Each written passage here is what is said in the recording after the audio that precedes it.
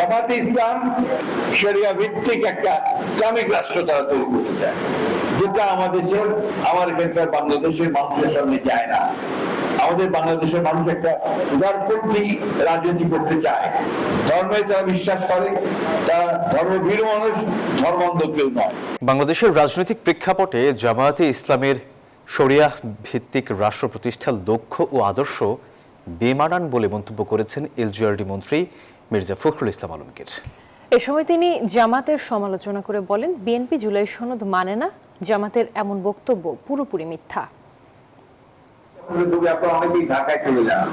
জামাত ইসলামী গণতান্ত্রিক রাজনৈতিক দল নয়, বরং একটি নির্দিষ্ট লক্ষ্য নিয়ে পরিচালিত রেজিমেন্টের দল, এমন মন্তব্য করেছেন এলজিআরডি মন্ত্রী মির্জা ফখরুল ইসলাম আলমগীর। ঠাকুরগাঁও জেলা বিএনপির দলীয় কার্যালয়ের বর্ধিত সভায় প্রধান অতিথির বক্তব্যে তিনি জামাতের সমালোচনা করে বলেন, তারা যে শরিয়া ভিত্তিক রাষ্ট্র চায় তা দেশের মানুষের চাওয়ার সঙ্গে যায় না। জামাতে ইসলাম শরিয়া ভিত্তিক একটা ইসলামিক রাষ্ট্র তারা তৈরি করতে চায়, যেটা আমার এখানকার বাংলাদেশের মানুষের সামনে যায় না।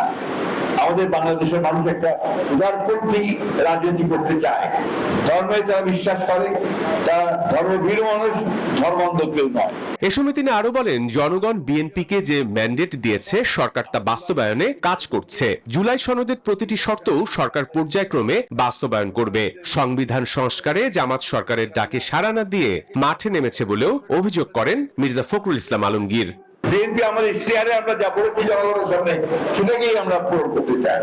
প্রতিটি জায়গায়, প্রতি কথায় আমরা জুলাই সনদকে মেনে চলছি এবং জুলাই সনদের প্রত্যেকটি যে আপনার সাইন যে আপনার শর্তগুলো আছে সেগুলো আমরা অবশ্যই পূরণ করবো।